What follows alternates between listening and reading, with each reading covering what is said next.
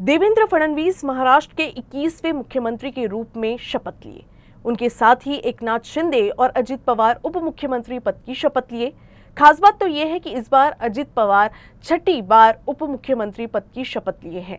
अजित पवार अकेले ऐसे नेता हैं जो राज्य में सबसे ज्यादा बार उप मुख्यमंत्री बने हैं।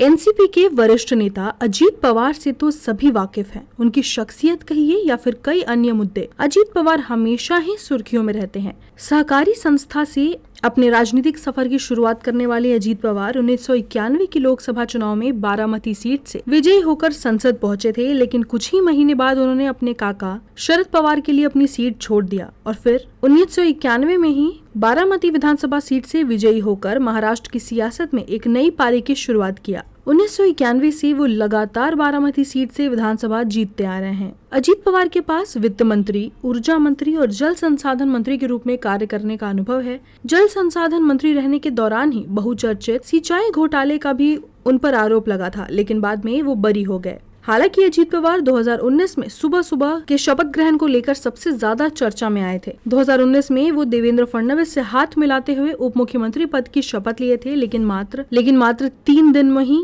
उन्हें इस पद से इस्तीफा देना पड़ा। अब बात करते हैं उप मुख्यमंत्री के रूप में अजित पवार के राजनीतिक सफर की।